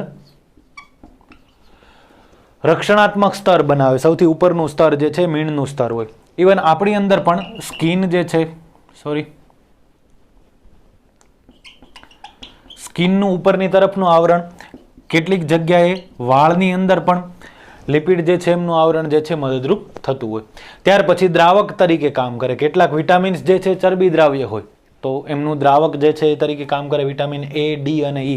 આ વસ્તુ ખાસ ઇમ્પોર્ટન્ટ યાદ રાખી લેજો. A, D, E જે છે એ ચરબી દ્રાવ્ય છે. ફોસ્ફોલિપિડ જે છે રસસ્તરના અને અંગિકાઓના પટલો બનાવે. તો આપણે હમણાં જ આગળની વાત કરી હતી કે ભાઈ કોષરસ સ્તર જે છે, કોષરસ પટલ જે છે એમને આપણે ક્રશ કરીએ તો એમની અંદર જે છે ફોસ્ફોલિપિડ આવેલું હોય. એમના જલ વિતરાગી ભાગો અને જલ અનુરાગી ભાગો, ધ્રુવીય શીર્ષ અને અધ્રુવીય પૂંછ, એમને રિલેટેડ વાત. ત્યાર પછી ગ્લુકોફોસ્ફેટેઝ જે છે જેવા ઉત્સેચકોની સક્રિયતા. તો કેટલાક ઉત્સેચકો જે છે એમની સક્રિયતાની અંદર પણ ભાગ ભજવે. એમની અંદર ગ્લુકોફોસ્ફેટેઝ એક્ઝામ્પલ જે છે યાદ રાખી લેજો. લિપિડ જે છે એમના ઓવરઓલ આ બધા કાર્યો છે અથવા તો મહત્વ છે. ત્યાર પછી આપણે વાત કરવાની છે સ્ટીરોઇડ અંતઃસ્ત્રાવો તથા વિટામિન ડી અને ઈનું સંશ્લેષણ જે છે લિપિડ જે છે એના વ્યુત્પન્નોની અંદર થાય, એમના રૂપાંતરિત સ્વરૂપોની અંદરથી થતું હોય. તો સો ઓવરઓલ આ બધી વાતો છે. વ્યુત્પન્નો એટલે રૂપાંતરિત સ્વરૂપો. કોની અંદર સ્ટીરોઇડ અંતઃસ્ત્રાવો, અલગ અલગ અંતઃસ્ત્રાવો જે છે એમની આપણે વાત કરી હતી. તો સ્ટીરોઇડ શું છે? એક પ્રકારે લિપિડ છે. એમનું બંધારણ આગળ આપણે વાત કરી. વિટામિન ડી અને ઈ જે છે એમનું સંશ્લેષણ પણ કેટલાક લિપિડ્સની અંદરથી થતું હોય. તો આટલી વાતો છે કે જે લિપિડનું મહત્વ આપણને સમજાવે છે. ઠીક છે? તો આટલી વાત જે છે એ તમારે લિપિડની અંદર ધ્યાન રાખવાની છે. પહેલેથી ધ્યાન આપું, પહેલેથી યાદ કરો શું વાત કરી હતી લિપિડ. પહેલાં તો સૌપ્રથમ જે છે લિપિડ વિશે વાત કરી ત્યારે આપણે કીધું હતું કે લિપિડ શેના બનેલા છે? જલ વિતરાગી. એમનું બંધારણ શું હોય, કેટલા પ્રકારના હોય એમની વાત. બરાબર? શેના બનેલા હોય? ગ્લિસરોલ અને ફેટી એસિડ. ગ્લિસરોલનું બંધારણ શું છે? ફેટી એસિડનું બંધારણ શું છે? એ બધી વાતો જે છે એમની ચર્ચા કરી આપણે. ત્યાર પછી સાદા લિપિડ, જટિલ લિપિડ અને ત્યાર પછી જે છે સ્ટીરોઇડ, એમના બધાના બંધારણો આપણે જોયા. હવે આપણે વાત કરવાની છે શર્કરાઓની. શર્કરાઓને આપણે સેકેરાઇડ તરીકે ઓળખીએ છીએ. શર્કરાઓ જે છે સામાન્ય રીતે શું હોય? તો શર્કરાઓ જે છે એમની અંદર આપણે પ્રકારો પાડીએ છીએ અલગ અલગ. પણ એ શેનું બનેલું હોય? કાર્બન, હાઇડ્રોજન અને ઓક્સિજન જે છે એમની મોસ્ટલી બનેલી હોય. શર્કરા જે છે એમની અંદર કાર્બનની સંખ્યાના આધારે પણ પ્રકારો પાડવામાં આવે છે અને કેટલા અણુઓ જે છે જોડાય એના આધારે પણ પ્રકારો પાડવામાં આવે છે. ફોર એક્ઝામ્પલ, આમની અંદર અણુઓ કેટલા જોડાય એના આધારે 3 પ્રકારો પાડવામાં આવે. એક તો મોનોસેકેરાઇડ, ત્યાર પછી ઓલિગોસેકેરાઇડ અને ત્યાર પછી પોલિસેકેરાઇડ. ઠીક છે? મોનોસેકેરાઇડ, ઓલિગોસેકેરાઇડ અને પોલિસેકેરાઇડની અંદર ડિફરન્સ શું છે? તો મોનોસેકેરાઇડ જે છે એમની અંદર કોઈ પણ એક જ અણુ આવેલો હોય. એક અણુ, એમનો મતલબ એવો નથી કે કાર્બનનો એક અણુ આવેલો હોય, પણ કાર્બનના અણુઓ જોડાઈને એક શર્કરાનો અણુ બને. ઠીક છે? એમને આમની અંદર પણ ફર્ધર પ્રકારો પાડી શકાય. ટ્રાયોઝ શર્કરાઓ હોય, પેન્ટોઝ શર્કરાઓ હોય અને હેક્ઝોઝ શર્કરાઓ હોય, ઇવન હેપ્ટોઝ શર્કરાઓ પણ હોય. તો મોનોસેકેરાઇડ જે છે એમની અંદર ખાસ ઇમ્પોર્ટન્ટ પોઈન્ટ યાદ રાખજો, 3 થી 7 કાર્બન જે છે એમના બનેલા અણુઓ હોય. બરાબર? પણ આપણે મુખ્યત્વે જોવાની છે ટ્રાયોઝ, પેન્ટોઝ અને હેક્ઝોઝ શર્કરા. ટ્રાયોઝ, પેન્ટોઝ અને હેક્ઝોઝ શર્કરા છે એ પણ ફર્ધર 2 ગ્રુપની અંદર ડિવાઈડ થાય. એમની અંદર રહેલા ક્રિયાશીલ સમૂહના આધારે 2 પ્રકારે. કયા કયા 2 પ્રકારે? એક તો આલ્ડોઝ શર્કરા અને બીજી કીટોઝ શર્કરા. મતલબ શું? જેમની અંદર આલ્ડીહાઇડ સમૂહ આવેલો હોય CHO, C double bond O અને H, આમને કહેવાય આલ્ડોઝ શર્કરા. જો ટ્રાયોઝ શર્કરાની અંદર આલ્ડીહાઇડ સમૂહ હોય તો એમને કહેવાય આલ્ડો ટ્રાયોઝ. કીટોન સમૂહ આવેલો હોય તો એમને કહેવાય કીટો ટ્રાયોઝ. આલ્ડો પેન્ટોઝ, કીટો પેન્ટોઝ, એવી રીતે આલ્ડો એક્ઝોઝ અને કીટો એક્ઝોઝ, એમના પણ આપણે જે છે એ બંધારણો સમજવાના છે. તો આ વાત થઈ આલ્ડીહાઇડની. સેમ એવી રીતે કીટોન હોય તો એમની અંદર શું હોય? C સાથે ડબલ બોન્ડમાં O, અને જે કાંઈ આપણે બીજી બાજુ જે દર્શાવીએ છીએ RA, આ R1 અને અહીંયા R2, જ્યારે અહીંયા શું હોય? માત્ર 1000. આટલો ડિફરન્સ છે. એટલે કીટોન જે છે ક્યારેય સૌથી પહેલો કાર્બન અથવા તો છેલ્લો કાર્બન ના હોય, એ બે કાર્બનની વચ્ચે ગોઠવાયેલો હોય, બે R સમૂહોની વચ્ચેની તરફ ગોઠવાયેલો હોય. સો આટલી વાત કરવાની છે. ઓલિગોસેકેરાઇડની અંદર શું હોય? ઓલિગોસેકેરાઇડની અંદર એટલે કે 2 થી 10 અણુઓ, 2 શર્કરાથી 10 શર્કરાના અણુઓ એકબીજા સાથે જોડાય અને જે બનાવે એમને કહેવાય ઓલિગોસેકેરાઇડ. અને અંતમાં પોલિસેકેરાઇડ, 10 કરતાં વધારે અણુઓ જે છે એકબીજા સાથે જોડાય અને ખૂબ જ લાંબી ચેઇન બનાવે એમને કહેવાય પોલિસેકેરાઇડ. શર્કરાઓના અણુઓ એકબીજા સાથે જોડાય ત્યારે બંધ બને એમને કહેવાય ગ્લાયકોસિડિક બંધ. યાદ કરો, આપણે 3 અણુઓ ભણ્યા. સૌપ્રથમ જે છે પ્રોટીનની વાત કરી. પ્રોટીનની અંદર બંધ હતો, કયો બંધ હતો? પેપ્ટાઇડ બંધ હતો. પેપ્ટાઇડ બંધની અંદર શું થતું હતું? H2O દૂર થતો હતો અને જોડાણ પામતું હતું. બરાબર. CONH એમની અંદર ભાગ ભજવી અને બંધ બનાવતા હતા. ત્યાર પછી આપણે વાત કરી લિપિડ્સની. લિપિડ્સની અંદર કયો બંધ હતો? એસ્ટર બંધ હતો. બરાબર. એમની અંદર પણ H2O દૂર થતું હતું. અને હવે વાત કરવાની છે શર્કરાઓની. શર્કરાઓની અંદર હોય ગ્લાયકોસિડિક બંધ, અને ગ્લાયકોસિડિક બંધના નિર્માણમાં પણ H2O જે છે દૂર થતો હોય. તો મોનોસેકેરાઇડ, ઓલિગોસેકેરાઇડ અને પોલિસેકેરાઇડ. પોલિસેકેરાઇડની અંદર જે છે કેટલા અણુઓ હોય? 10 કરતાં વધારે અણુઓ હોય, તો એમને કહેવાય પોલિસેકેરાઇડ. બરાબર. ઓલિગોસેકેરાઇડની અંદર 2 થી 10 જેટલા અણુઓ હોય, અને મોનોસેકેરાઇડ જે છે એમની અંદર 2 થી એક જ અણુ રહેલો હોય, એમને કહેવાય મોનોસેકેરાઇડ. તો મોનોસેકેરાઇડના અણુઓ 2 જોડાય એટલે ડાયસેકેરાઇડ બને, ટ્રાયસેકેરાઇડ બને, એવી રીતે 10 સુધી બને. તો ત્યાં સુધી ઓલિગોસેકેરાઇડ જે છે એમની વાત કરશું. તો આ બેઝિક જે છે એ શર્કરાઓની માહિતી થઈ. હવે પ્રત્યેકની આપણે વાત કરીએ કે ભાઈ ટ્રાયોઝ શર્કરા જે છે કેવા પ્રકારની હોય, પેન્ટોઝ શર્કરા જે છે એમના બંધારણો કયા કયા હોય, અને હેક્ઝોઝ શર્કરાના બંધારણો કયા કયા હોય.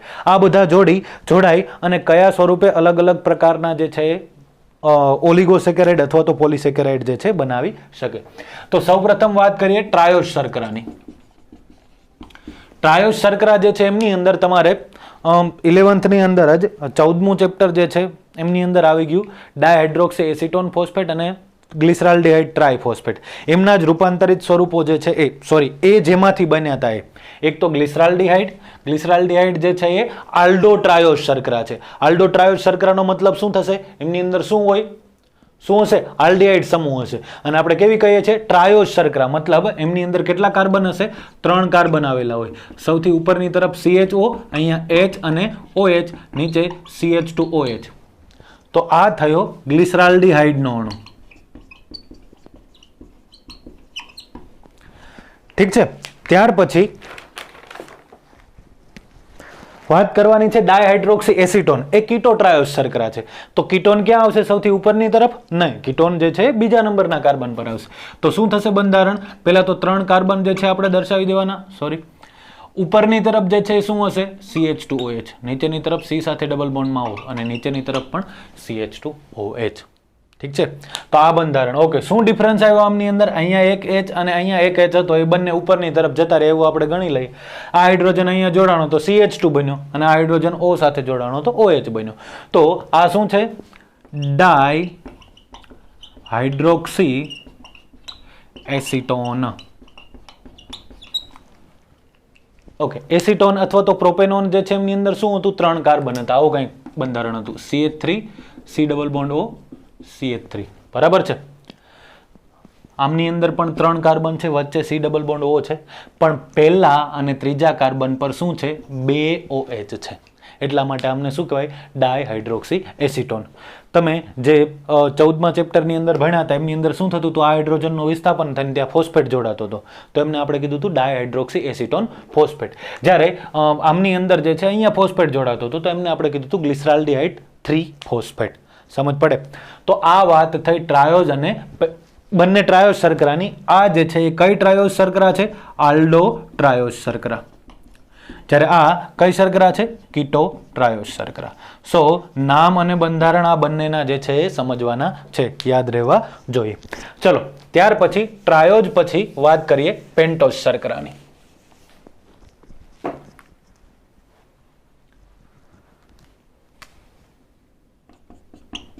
હવે પેન્ટોઝ શર્કરા શું હોય? પેન્ટોઝ શર્કરાની અંદર પેન્ટોઝ શર્કરા પણ જેમ આપણે કીધું એમ આલ્ડો અને કીટોઝ બંને પ્રકારની હોય. પેન્ટોઝ શર્કરાની અંદર કુલ કાર્બનની સંખ્યા હશે 5. આમનું એક્ઝામ્પલ તમે જોઈ ગયા હતા 13મા ચેપ્ટરની અંદર, રિબોઝ શર્કરા, બરાબર, કે રિબ્યુલોઝ હતું, રિબ્યુલોઝ 1,5 બાયફોસ્ફેટ, બરાબર. એ કીટો પેન્ટોઝ શર્કરા હતી. આપણે બંને પ્રકારની જોવાની છે, આલ્ડો પેન્ટોઝ પણ અને કીટો પેન્ટોઝ પણ. સૌપ્રથમ તો આપણે રિબોઝ શર્કરા વિશે વાત કરીએ. રિબોઝ શર્કરા જે છે આલ્ડો પેન્ટોઝ છે, ઠીક છે. તો પહેલા તો શું કરવાનું? પેન્ટોઝ શર્કરા છે એટલે સરળ સ્વરૂપ સમજવા માટે 5 કાર્બન જે છે દર્શાવી દેવાના. ઓકે, તો સૌપ્રથમ આપણે 5 કાર્બન દોરી નાખીએ છીએ, 1 2 3 4 અને 5. આમની અંદર 5 કાર્બન જે છે એમની અંદર સૌથી ઉપરની તરફ જે છે શું હશે?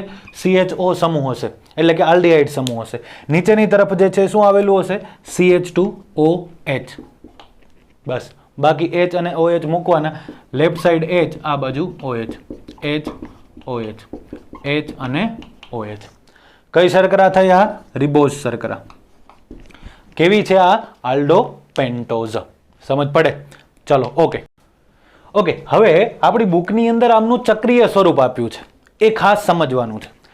ચક્રીય સ્વરૂપ સમજવા માટે પેન્ટોઝ શર્કરાથી ચક્રીય સ્વરૂપ સ્ટાર્ટ થાય. ચક્રીય સ્વરૂપ સમજવા માટે પહેલા તો કાર્બનને નંબર આપી દો. પહેલો કાર્બન, બીજો કાર્બન, ત્રીજો કાર્બન, ચોથો કાર્બન અને 5મો કાર્બન. સૌપ્રથમ અહીંથી જે છે ધ્યાન આપવાનું પહેલા કાર્બનથી, બરાબર. પહેલો કાર્બન અને ચોથો કાર્બન બંને વચ્ચેનું કંઈક જોડાણ થશે, એ વસ્તુ ખાસ ઇમ્પોર્ટન્ટ. આપણે પહેલેથી જ દર્શાવી દઈએ. આમની અંદર જે છે પેન્ટાગોનલ જેવો શેપ જે છે આવશે, અને જો એક્ઝોઝ શર્કરા હોય તો હેક્ઝાગોનલ જેવો શેપ આવે. 1 થી 4 કાર્બન જે છે આખી રિંગની અંદર ભાગ ભજવશે, 5મો કાર્બન જે છે બહારની તરફ હશે. ઓકે, તો શું થાય? સૌપ્રથમ પહેલા કાર્બનથી ધ્યાન આપો. આમનું ચક્રીય સ્વરૂપ કેવા પ્રકારનો હોય? તો પહેલો કાર્બન જે છે એમની અંદર શું છે? કાર્બન સાથે ડબલ બોન્ડમાં O, આ રહ્યું ડબલ બોન્ડમાં O, અને બીજું શું છે? H. આ દર્શાવી દેવાનું, ઠીક છે. આ CHO. ત્યાર પછી બીજો કાર્બન, આ દર્શાવ્યો આપણે અહીંયા બીજો કાર્બન, ઠીક છે. હવે જો આમની અંદર શું ધ્યાન રાખવાનું? આમને જમણી બાજુ ધકેલી દેવાનું. જમણી બાજુ ધકેલી દઈએ તો નીચેની તરફ જે આવે એ નીચેની તરફ, અને ઉપરની તરફ જે રહે ઉપરની તરફ. આમની અંદર બધી જ બાજુ જે છે નીચેની તરફ જે છે શું આવશે? OH, ઠીક છે.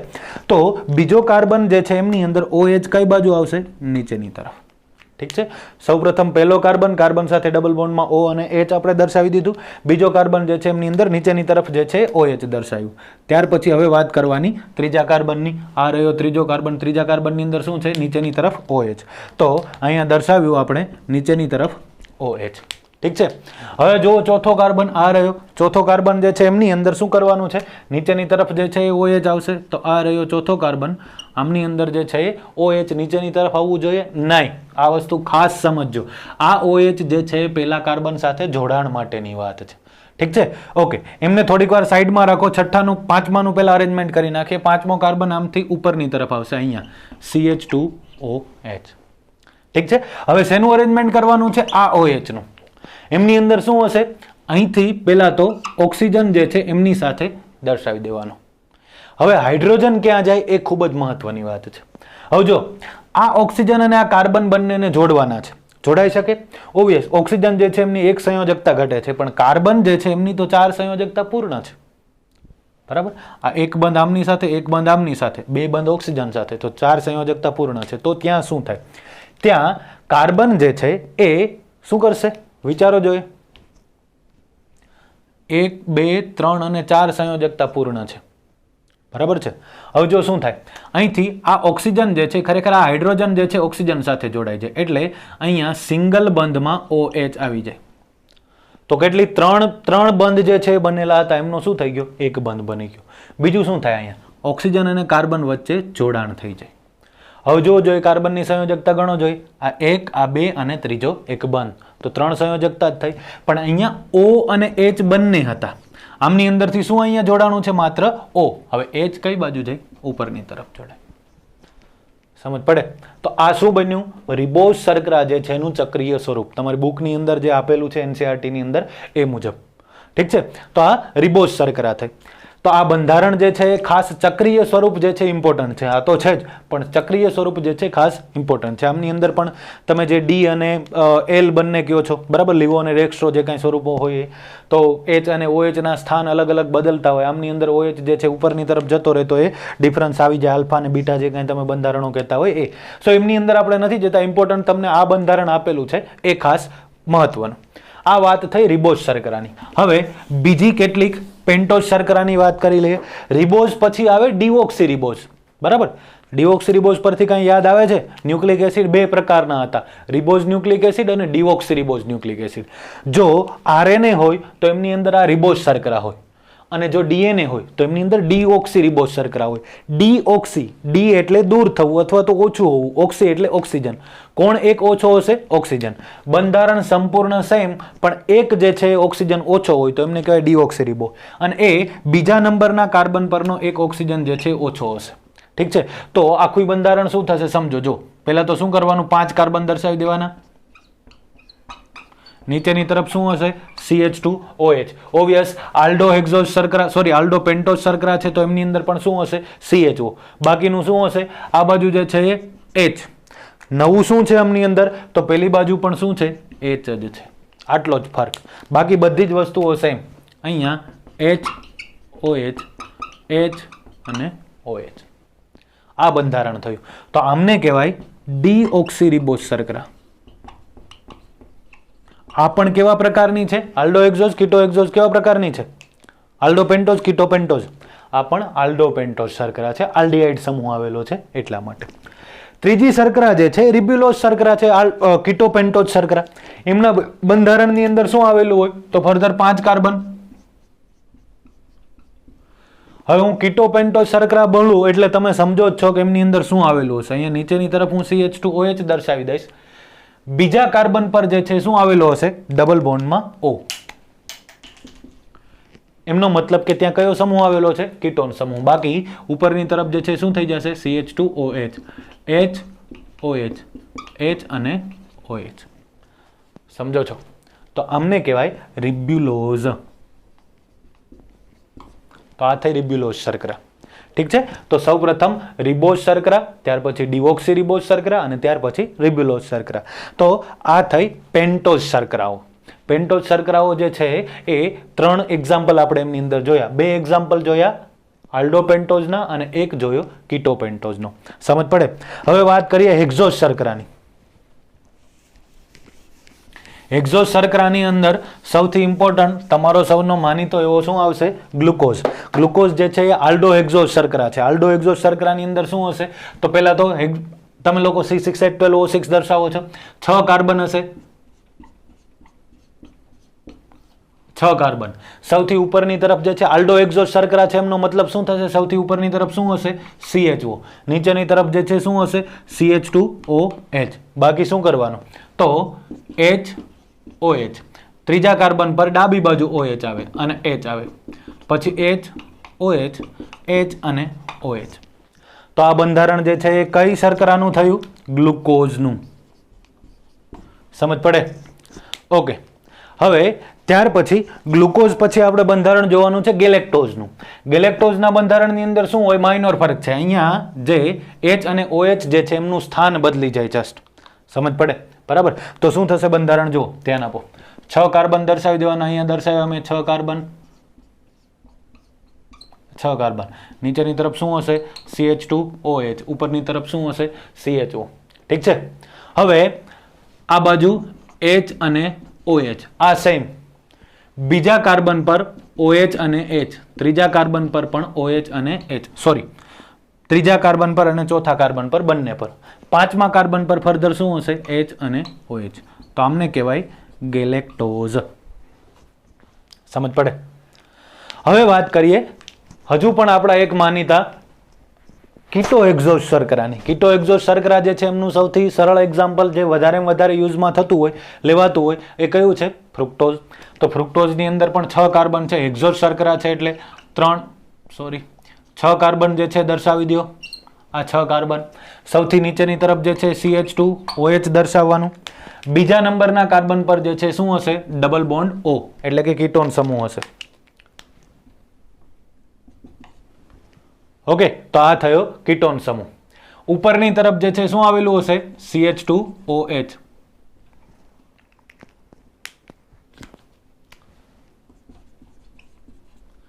બાકી સેમ ગ્લુકોઝની અંદર જે મુજબ હતું એમ.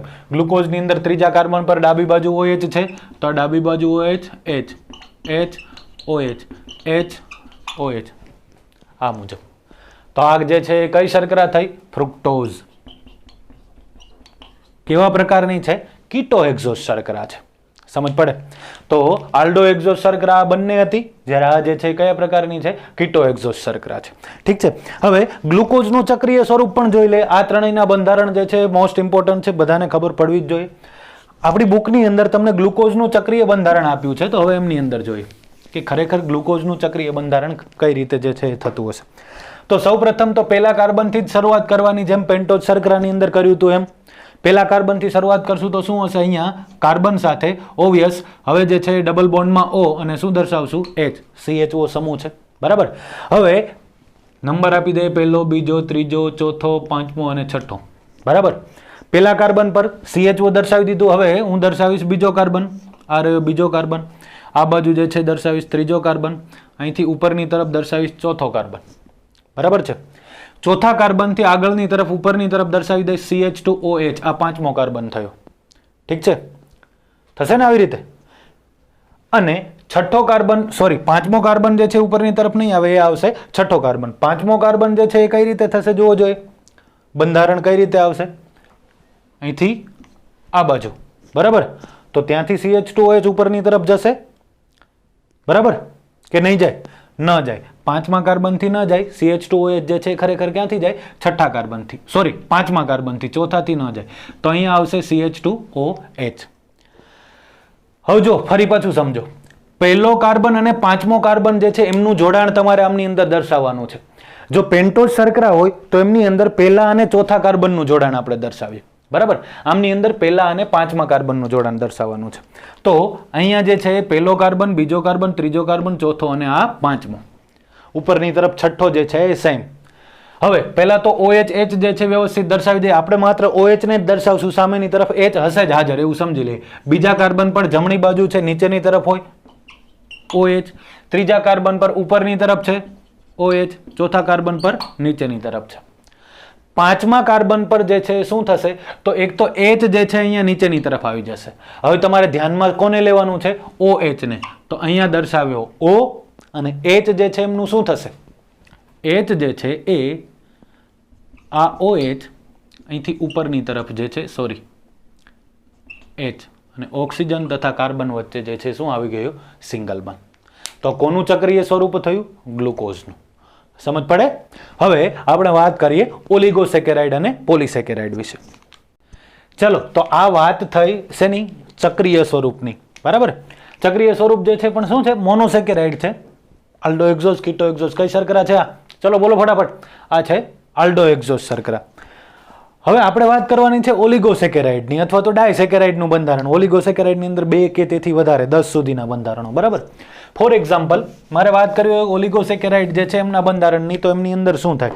ફોર એક્ઝામ્પલ 2 ગ્લુકોઝ જે છે જોડાય તો શું થાય?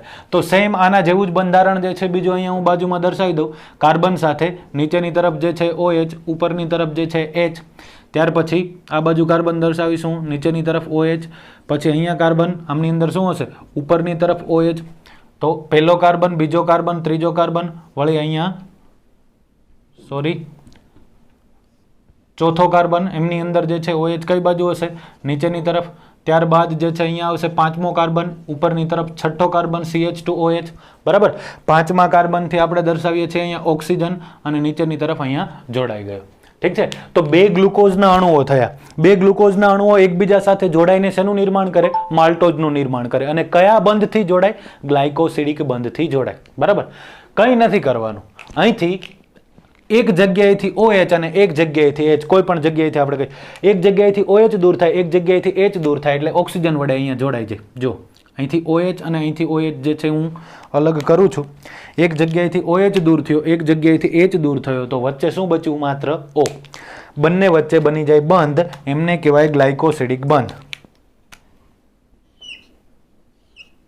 આ બંધ આમને શું કહેવાય? કયો બંધ કહેવાય? ગ્લાયકોસિડિક. પડે સમજ? તો ગ્લાયકોસિડિક બંધ પણ કોના દૂર થવાથી બન્યો? H2O ના અણુના દૂર થવાથી બન્યો. તો ગ્લાયકોસિડિક બંધ, એસ્ટર બંધ અને ત્રીજો કયો જોયો આપણે? પેપ્ટાઇડ બંધ. ત્રણેય જગ્યાએ શું દૂર થતું હતું? H2O. OH અને OH અથવા તો OH અને COOH હોય એમની અંદરથી H2O દૂર થાય અને આ રીતે બને. સેમ એવી રીતે ગ્લુકોઝ અને ગેલેક્ટોઝ હોય. હવે એ જે છે બંધારણો અહીંયા હું તમને સમજાવતો નથી. ગ્લુકોઝ અને ગેલેક્ટોઝ જે છે એકબીજા સાથે જોડાય. જો ગ્લુકોઝ અને ગેલેક્ટોઝ વચ્ચે ડિફરન્સ શું હશે? માત્ર શું ડિફરન્સ હતો? બીજા કાર્બન પર અને ત્રીજા કાર્બન પર શું ડિફરન્સ હતો? ગ્લુકોઝની અંદર ત્રીજા કાર્બન પર ડાબી બાજુ OH આવતો હતો, એ આમની અંદર કઈ બાજુ આવતો હતો? કઈ બાજુ આવતો હતો? જો ગ્લુકોઝની અંદર બીજા કાર્બન પર જે છે OH કઈ બાજુ આવતો હતો? જમણી બાજુ. ત્રીજા પર ડાબી બાજુ. ચોથા પર પણ જો ગેલેક્ટોઝ હોય તો એમના પર ચોથા પર પણ ડાબી બાજુ આવે, એટલે કે અહીંયા ઉપરની તરફ OH આવે, એટલો જ ડિફરન્સ આવે. ઠીક છે? તો ગ્લુકોઝ અને ગેલેક્ટોઝ બંને હોય તો અહીંથી OH ઉપરની તરફ, તો એક O જે છે ઉપરની તરફ બચે એવું આપણે કહી શકીએ. એ તમે સમજી શકો બંધારણ. છો એ હું અહીંયા નથી દર્શાવતો. તો એમના દ્વારા ગ્લુકોઝ અને ગેલેક્ટોઝ જો જોડાય તો બનાવે માલ્ટોઝ. ઠીક છે? તો આ વાત થઈ ઓલિગોસેકેરાઇડની. હવે સમજી લો, મોનોસેકેરાઇડ જે છે બધા સ્વાદે ગળ્યા હોય, એમનો સ્વાદ આપણે લઈ શકીએ, બરાબર? પણ ઓલિગોસેકેરાઇડ જે છે તમને સીધા સ્વાદે ન અનુભવાય. આપણે કહીએ છીએ ને કે સ્ટાર્ચનું કન્વર્ઝન માલ્ટોઝમાં થાય, તો શું માલ્ટોઝ જે છે એમનો સ્વાદ લઈ શકાય? જી, લઈ શકાય ધીમે ધીમે. મોનોસેકેરાઇડ અને ઓલિગોસેકેરાઇડ કેટલાક એમનો સ્વાદ લઈ શકાય. પોલિસેકેરાઇડનો સંપૂર્ણ સ્વાદ ન આવે આપણને, બરાબર? મોનોસેકેરાઇડ જે છે સરળતાથી કોષરસ પટલમાંથી પસાર થઈ શકે. ઓલિગોસેકેરાઇડ અને પોલિસેકેરાઇડ જેમ જેમ આગળ જતા જાય એમ મોટા અણુઓ બનતા જાય, એટલે એમને કોષરસ પટલમાંથી પસાર થવું સરળ ન બને. મોનોસેકેરાઇડ જે છે જનરલી શેની અંદર દ્રાવ્ય થઈ જતા હોય? પાણીની અંદર દ્રાવ્ય થઈ જતા હોય. પણ આપણે આગળ પોલિસેકેરાઇડની વાત કરશું તો એ પાણીની અંદર દ્રાવ્ય થશે નહીં. ઓકે, સો હવે પોલિસેકેરાઇડની અંદર શું કરવાનું છે? કંઈ નહીં, આ જ બંધારણ આગળ કન્ટિન્યુ થાય તો એમને કહેવાય પોલિસેકેરાઇડ. પોલિસેકેરાઇડના કેટલાક એક્ઝામ્પલ જે છે યાદ કરવાની કોશિશ કરો જોઈએ. For example starch, for example glycogen. આ બધા શું છે? પોલિસેકેરાઇડ છે. ઠીક છે? પોલિસેકેરાઇડ જે છે આવા બધા અણુઓ જે છે એ એકબીજા સાથે જોડાતા જાય, જોડાતા જાય, જોડાતા જાય અને મહાઅણુઓ બનાવતા જાય. હજુ એક એક્ઝામ્પલ આપી દઉં, સેલ્યુલોઝ. બરાબર? હવે સ્ટાર્ચનું બંધારણ જે છે, વનસ્પતિઓ જે છે કયા સ્વરૂપે ખોરાક સંગ્રહ કરે? સ્ટાર્ચ સ્વરૂપે. સ્ટાર્ચનું બંધારણ જે છે એમની અંદર ગ્લુકોઝની એક જ શૃંખલા આવેલી હોય, પણ અશાખિત શૃંખલા. જનરલી મોસ્ટલી જે છે કેવી શૃંખલાઓ હોય? અશાખિત. ક્યારેક જે છે શાખિત શૃંખલાઓ હોઈ શકે. ક્યારેક જે છે શું હોઈ શકે?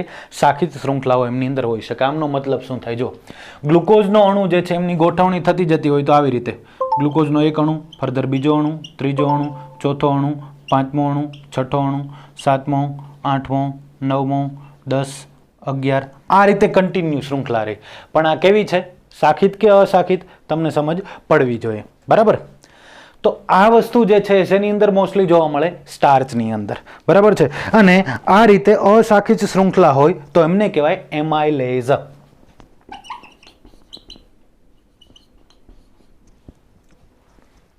ઠીક છે? તો આ કયા પ્રકારની શૃંખલા થઈ? એમાઇલેઝ પ્રકારની શૃંખલા થઈ. સોરી, એમાઇલોઝ પ્રકારની શૃંખલા થઈ. ઠીક છે? પણ જો આમની અંદર આવી રીતે એક અણુ, બીજો અણુ, ત્રીજો અણુ, વળી ચોથો, પાંચમો, છઠ્ઠો, 7, 8, 9 વળી આગળ આ રીતે સતત શૃંખલાઓ ચાલતી હોય અને માની લો કે અહીંથી વળી પાછી નવી કોઈ બીજી શૃંખલા સ્ટાર્ટ થાય.